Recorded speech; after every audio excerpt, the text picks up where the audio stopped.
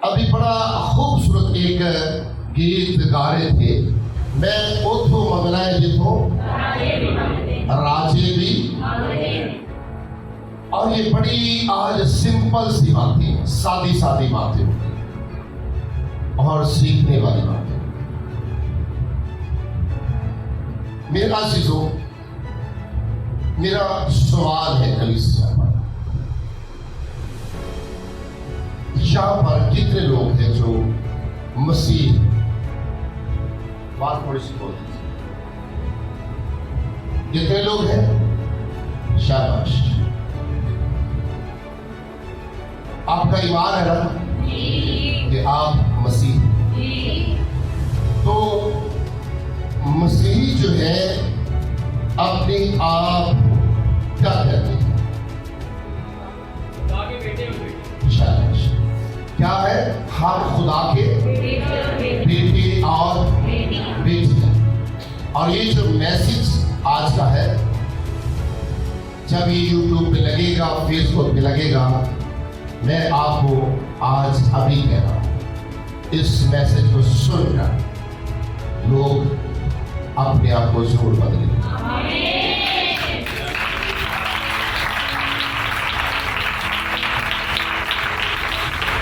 आज हमने इस बात को सीखना है कि अगर हम खुदा के बेटे और बेटियां हैं,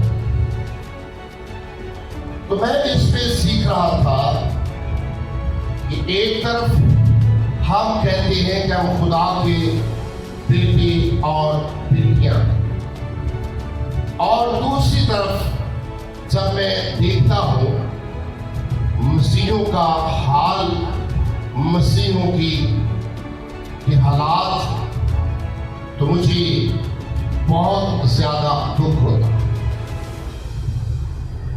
मैं इसमें सीख रहा था कि अगर खुदा के बेटे और बेटियां हैं, खुदा के बेटे और बेटियां जो हैं वो भीख मांगने वाले नहीं होते,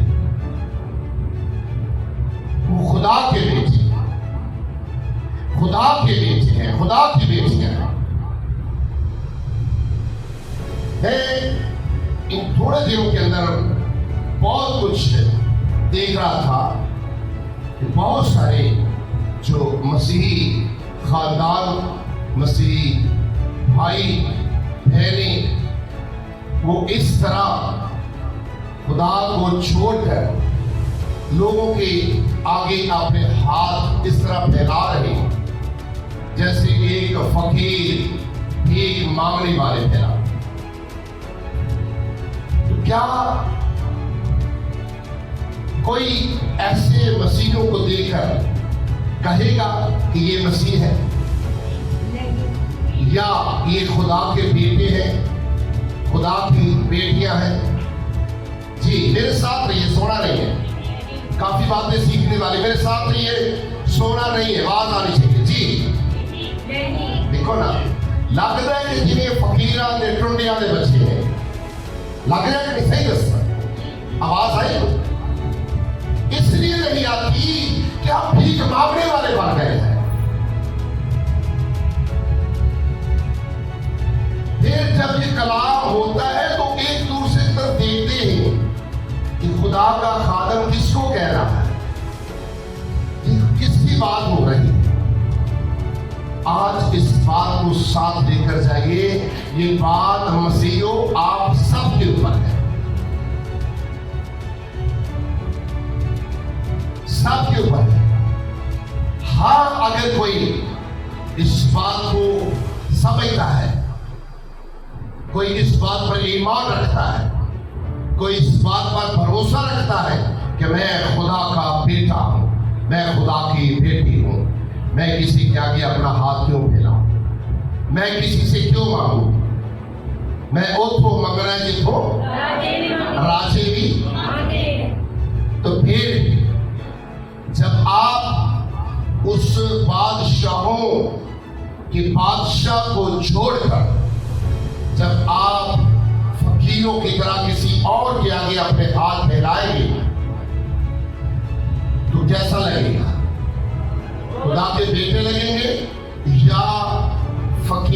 मांगने वाले लगेंगे। फकीर मांगने वाले।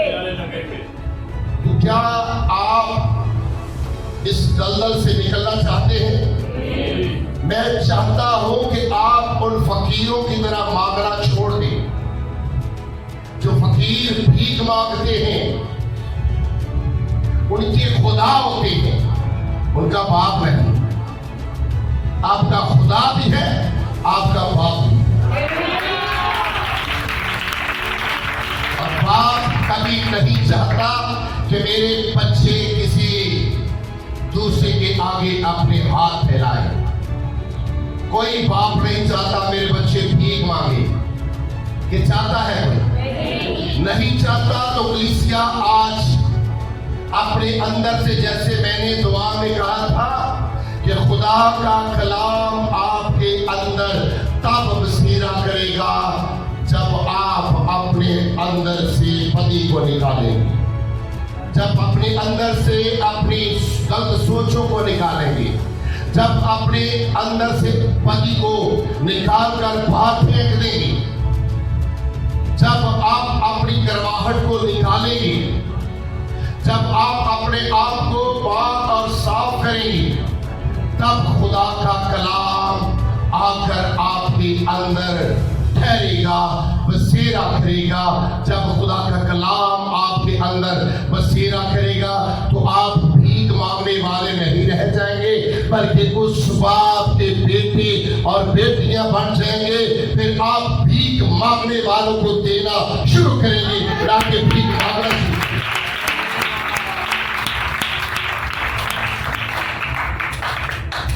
कभी कभी मुझे इतनी शर्म आती है बातों को सुनकर, लोगों की कहानियों को सुनकर।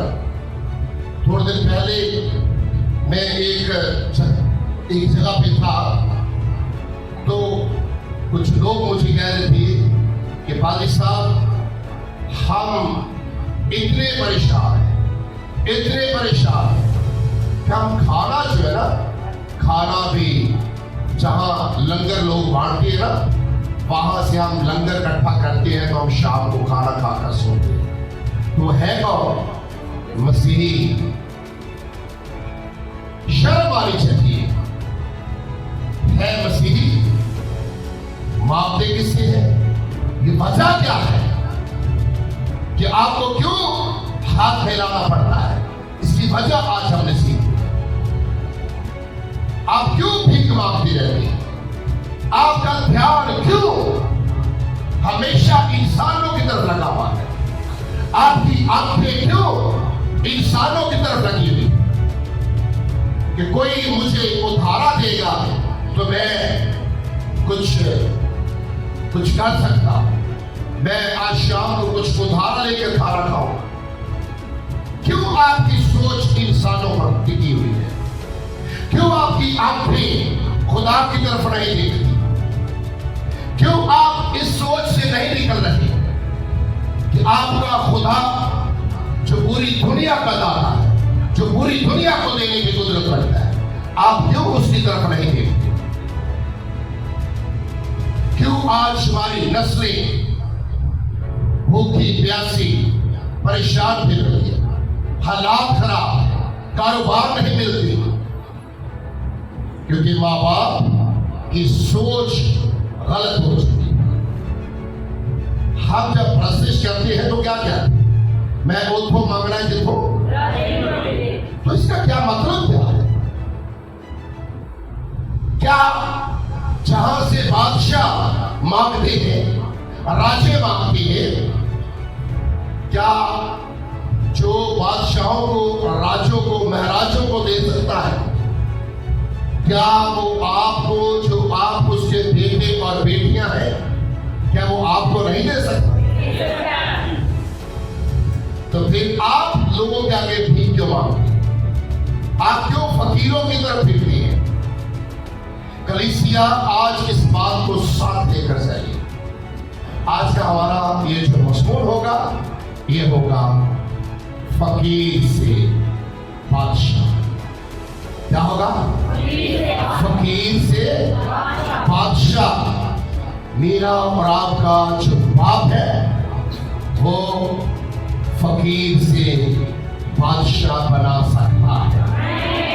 कैसे बनेंगे आज हम बाइबल में से सीखेंगे। कितने हैं जो फकीर बने हुए हैं? शर्म आएगी ना बताने लगे। Very good, very good.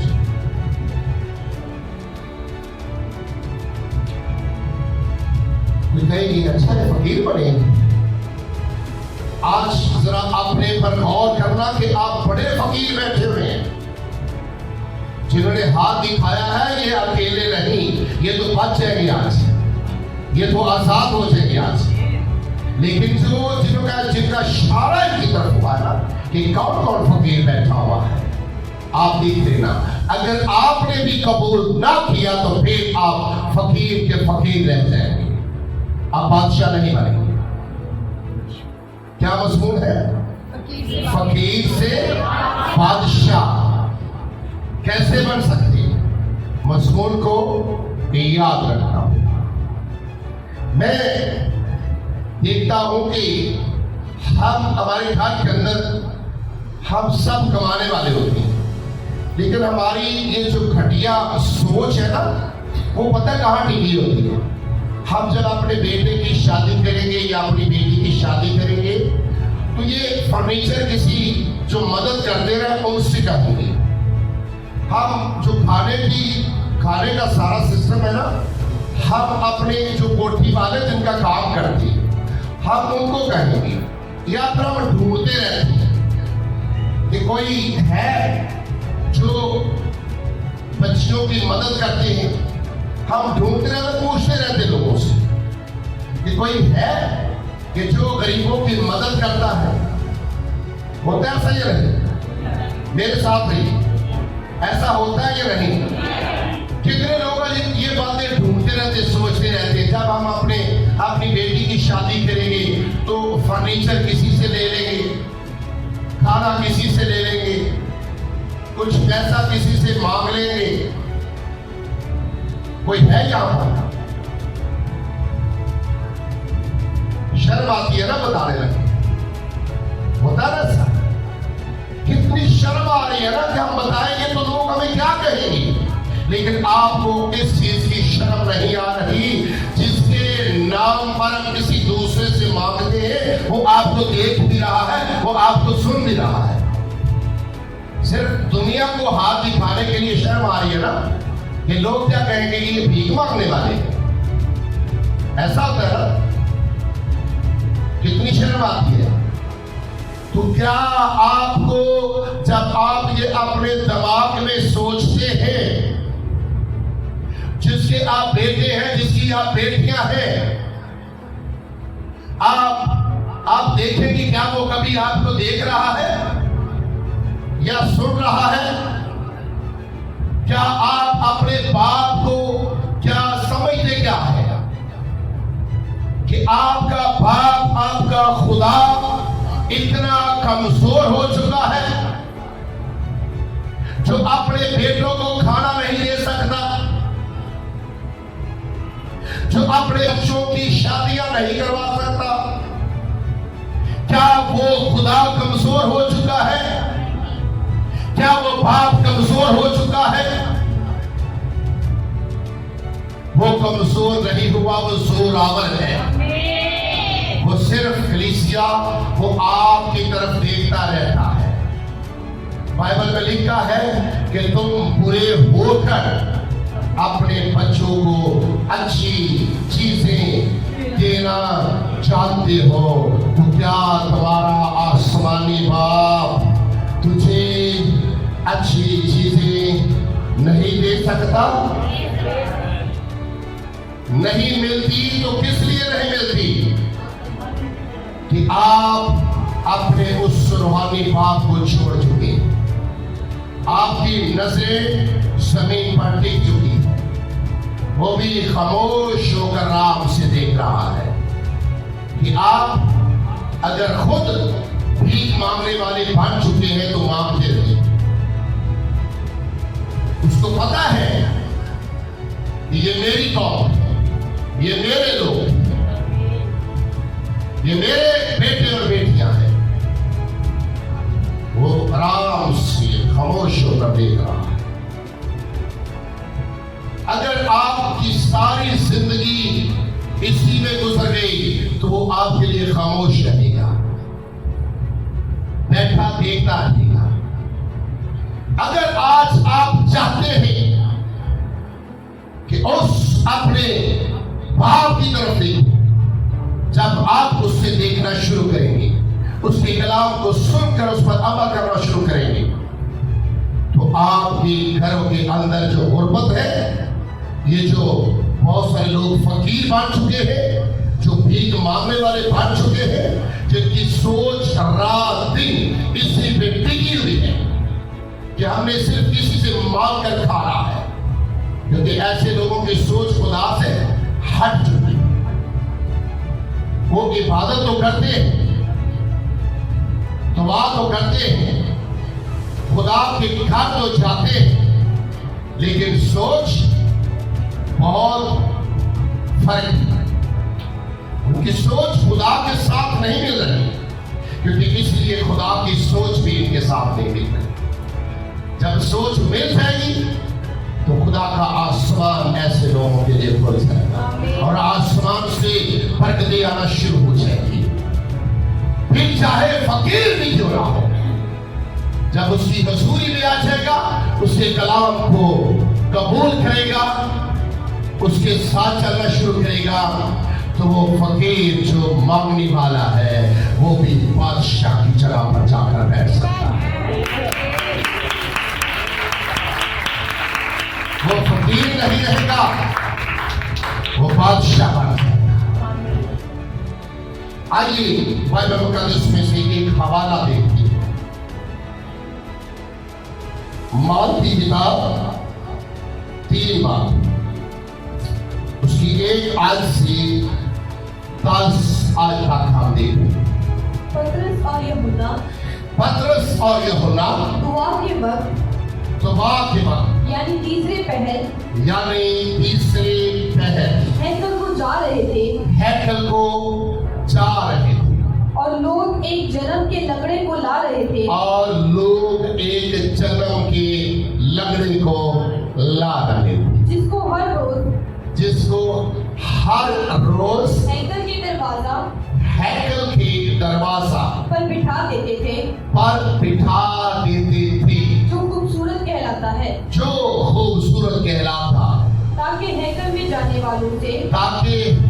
में जाने वालों से भीख मांगे।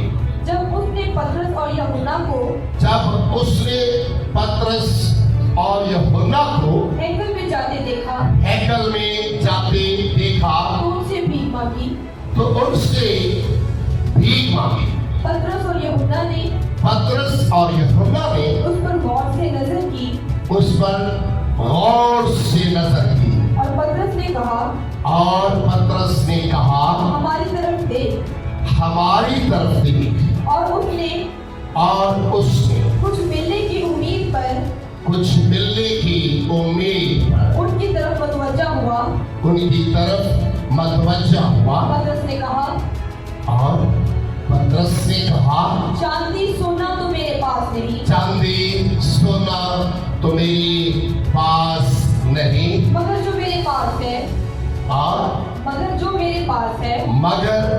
जो मेरे पास है वो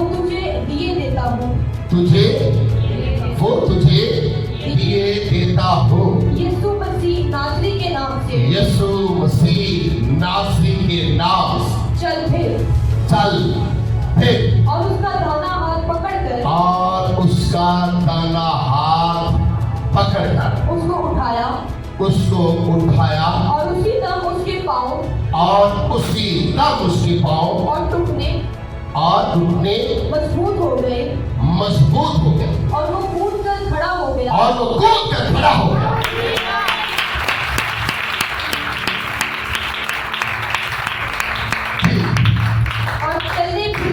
और चलने फिरने लगा और चलता और घूमता खुदावन की हम्द करता हुआ उनके साथ हैकल में गया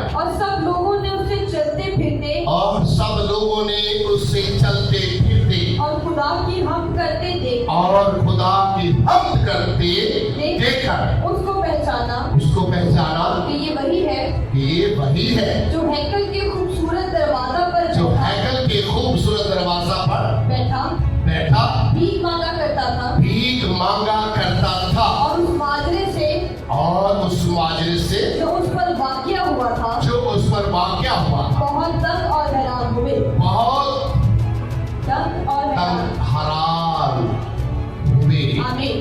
आमीन।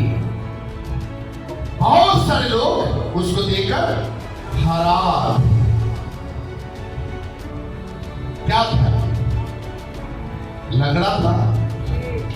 घर वाले क्या करते इसको? रुसाना पकड़ते और उठाकर हैकल के दरवाजे के आगे बिठा देते। जब छोड़कर आ जाते तो ये लंगड़ा क्या करता? सारा दिन हैकल के दरवाजे के आगे बैठकर भीख मांगता रहता था। जब शाम होती तो घर वाले इसको उठाते और अपने घर वापस ले जाते। आज मैं इसमें सीख रहा था, ये आदमी लंगड़ा ही रहता तो अच्छा था या ये ठीक हो गया है तब अच्छा हुआ।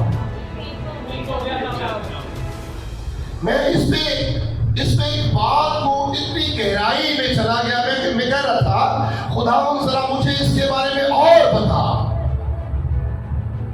ये क्या माजरा था। मैंने कहा खुदा मुझे बता, आज की कलीसिया के अंदर आज के लोग क्यों सारी जिंदगी जिनको आदत पड़ चुकी है भीख मांगने की, जिनको आदत पड़ चुकी है कि वो अपनी औलाद को भी भीख मांगने पर लगा रहे हैं, कि खुदा मुझे बता कि मैं आज तेरे लोगों को क्या सिखा सकूं। मैं इस बात पर बड़ा गौर कर रहा हूं। खुदा ने मुझे कहा कि आज आपने ये पैगाम देना है, तो मैं इसलिए कलीसिया आपके लिए ये पैगाम लेकर आया हूं। कुछ लोग सारी जिंदगी भीख मांगना पसंद कर लेंगे। वो ये दुआ नहीं करेंगे कि खुदा हमें नए टांगे दे दे, क्या वो खुद चले फिरे और अपने हाथों से कमाए। और ये तो एक जन्म का लंगड़ा था, लेकिन मैं जब इसमें सीख रहा था तो आज चलते फिरते लोग लंगड़े पड़े हुए हैं,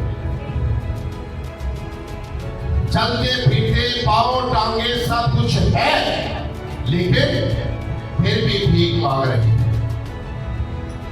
हाथ है, पांव है, अंगूठे हैं, सब कुछ ठीक है, फिर भी भीख मांग रहे हैं। भाई हमें बताए, हमें अपनी बेटी की शादी करनी है, कोई मदद करने वाला है? हमारी मदद कर दो। हमें इस चीज की जरूरत है, हमारी कोई मदद के लिए हमें बता दो। भीख कौन मांगती है? फकीर, भिखारी, लंगड़े, लूले, जिनके हाथ नहीं, जिनके पांव नहीं, जिनकी आंखें नहीं, जो चल नहीं सकते, जो कुछ कर नहीं सकते, वो क्या करती है? वो भीख मांगती है। तो आज कलीसिया ये जो इस कलाम को आज आप सुन रहे हैं, मैं यूट्यूब के सब दोस्तों को कहना चाहता हूं, इस कलाम को जरूर सुनकर बाकी लोगों तक पहुंचाए, ताकि इस कलाम को सुनकर किसी एक शख्स की जिंदगी भी बच गई तो आपके लिए बहुत बड़ी बरकत होगी। ये फैसला आपने करना है। कौन मांगते हैं? लूले, लंगड़े, लूंजे, जिनका कोई सहारा नहीं। ऐसा ही है ना? लेकिन यहां पे कौन है जिसका कोई सहारा नहीं? मैं देख रहा हूं यहां पे एक बैर है, उसका शौहर उसके साथ नहीं है, 2 बेटियां हैं। उसने मुझे आज तक नहीं कहा कि भाई जब मैं अपनी बेटियों की शादी करूंगी तो आप मेरी मदद करें। मुझे नहीं कहा, मुझे यही कहती है भाई आपने दुआ कर दी।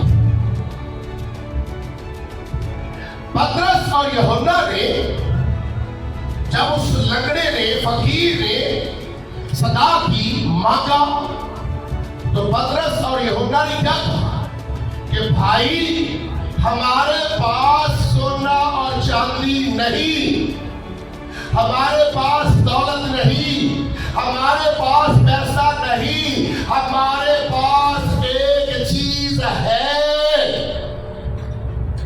हम तुम्हें वो दिए जाते हैं। लंगड़े ने सोचा होगा पता नहीं कौन सी बड़ी चीज है। फकीर ने सोचा होगा आज तो बड़ा माल मुझे मिलने वाला है, लेकिन उसको ये पता नहीं था कि उसको जो मिलने वाला है ना उसने कभी पहले उसको देखा है, ना उसके बाद वैसा उसको कोई नजर आएगा। वो मेरा और आपका यीशु है। पतरस ने कहा मैं तुम्हें एक ऐसी चीज दिए जाता हूं, उठ। आपका हाथ पकड़ सकता हूं? पतरस ने कहा, उसके बाजू को पकड़कर कहा उठ, खड़ा हो जा, मैं तुम्हें यीशु के नाम से शिफा देता हूं, तुम्हें अच्छा करता हूं, तुझे नए पांव देता हूं, नई ताकत देता हूं यीशु के नाम से। आज के बाद तू भीख नहीं मांगेगा, आज के बाद तू भीख मांगने वालों को देता रहेगा। यीशु के नाम से खड़ा हो जा। वो फकीर लिखा के उसी वक्त चौकिया फटता हुआ, उछलते हुए उसने यीशु को कबूल किया। और जहां जहां पतरस और यूहन्ना जाते रहे वो उनके पीछे चलता रहा, उनके साथ चलता रहा। लिखा है कि वो ही शख्स उसके बाद खुदा के घर में जाकर खड़ा होकर मेरे यीशु की दुआई दे रहा है।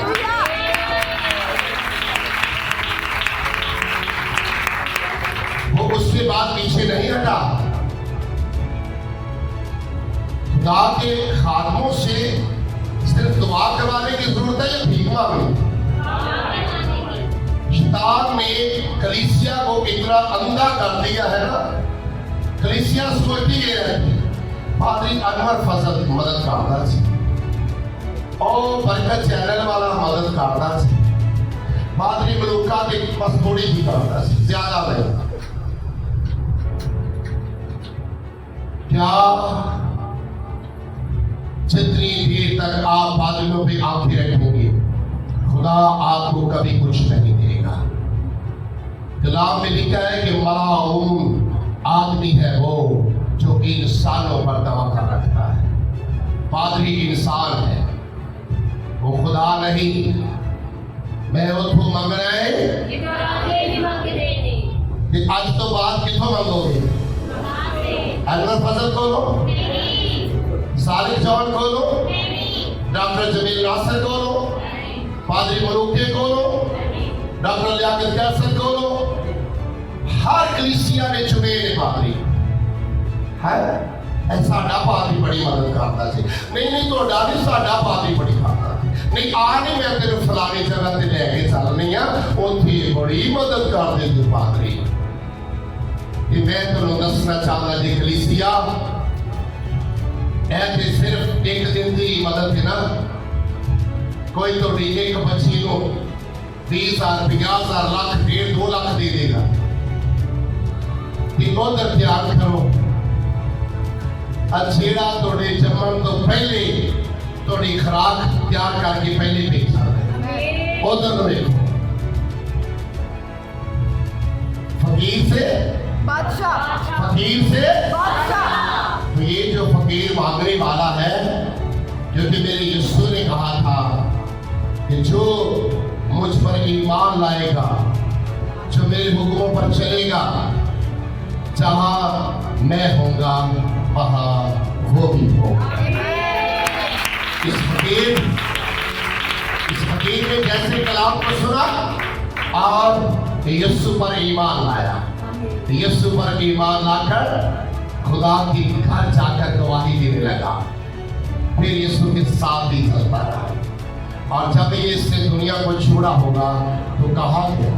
सीधा अपने यीशु के साथ दाएं हाथ पर बैठा होगा, क्योंकि वादा मेरे यीशु ने किया हुआ है, जहां मैं होगा वहां तुम भी होगे। मेरा यीशु बाप के दाएं हाथ पे बैठा और उसके लोग यीशु के दाएं हाथ पर बैठे और उस तख्त पर बैठेंगे जहां यीशु बैठा होगा। और फिर उसने कहा कि तुम इस्राएल के 12 कबीलों का इंसाफ भी करो। क्या आज कलीसिया मसीह आप ही है कि फिर आज के बाद भीख मांगने वाले ही रहना है या फिर फकीर से बादशाह बनना है? मर्जी आपकी। कितने हैं जो बादशाह बनना चाहते हैं? आज निकले इस गुरबस, इस फकीरी से निकले, अपनी सोच को बदले आज के बाद कि नहीं, आज के बाद हम इंसानों पर तवक्कल नहीं रखेंगे। किस पे रखेंगे? अपने खुदा पर तवक्कल रखेंगे। जब उस पर तवक्कल रखेंगे तो आपको भीख नहीं मांगनी पड़ेगी, आपको ये नहीं कहना पड़ेगा कि आप हमारे बच्चे की, बेटी की शादी है, वालिद साहब हमारी मदद करो, खुदा के खादमों से मदद मांगो। क्यों कहना पड़ता है? किसी अमीर के पास जाए, जो बड़ा अमीर, जिसका बहुत बड़ा बिजनेस है, उसके पास चलती है, वो कोठी वाला है। आपने देखा, मैं किसी पर तरस नहीं कर रहा, इस बात को गौर से सुन लीजिए। मुझे पता है कि इन बातों पर बहुत बड़ी मुसीबतें मुझे उठाना पड़ती है, लेकिन बात इसलिए कर रहा हूं कि फायदा होगा। होता पता क्या है? ऐसे पादरी साहब लाला के इसलिए गला करता है कि मैंने कुछ नहीं करना पड़ेगा। नहीं, मैं बिल्कुल कुछ नहीं दे सकता। ये कुछ भी नहीं कि कोई आपकी मदद करता, आपकी बेटी की शादी पे खाना दे देता है। ये कौन सी मदद है? आपकी बेटी को कोई जहेज दे देता है, कौन सी मदद है? मुझे बताइएगा। अखियां चुकनावा मैं वल पहाड़ा, मदद ली मैं यीशु नु पुकारा। अगर मदद मंगनी थे उन्हें को मंगो। हाँ, वो खाली थोड़ी बेटी की शादी से खाना ही नहीं देगा, बल्कि हर एक चीज मुहैया करेगा। इसने सब कुछ देना है और दे के पूछना भी नहीं, साफ भी नहीं लेना, वापस भी नहीं मांगना, उससे मांगिए। जब आप फकीर से बादशाह बन जाएंगे तो फिर क्या क्या है? आप लोगों को देना शुरू करेंगे या फिर भी मांगते रहेंगे? फिर आप कह सकते हैं मैं उसको मांगना जिसको नहीं, तो फिर कोई ना गीत हो जगह में जिन्हें मांगना ही नहीं। मेरी बात सुन ली, जिन्हें मांगते रहना ना इस तरह तली करके औंदे को मांगते औंदे को मांगते औंदे को मांग ते औंदे मुंह च गीत भी नहीं चंगा लगता है वाला समझ लग रही कि एक औंदे मुंह च गीत अच्छा लगता जी, जिहड़ा हमेशा राजा ने राजे दे आगे झुकिया रहता है ते उनके दिलों ते चाह नाल इज्जत करता है, उनकी परस्तिश करता है, ओदे मुंह च गीत फबदा है। Hallelujah hallelujah. फिर कह सकते हैं मैं उठो मंगना दिखो, फिर फकीर से बादशाह बन जाएंगे। फिर आपको मांगना नहीं पड़ेगा, बल्कि आपके दर पर लोग आएंगे मांगने के लिए। आप हमेशा देते जाएंगे और आपके खजाने कभी खत्म नहीं हो सकते। हालेलुया। जोरदार ताली।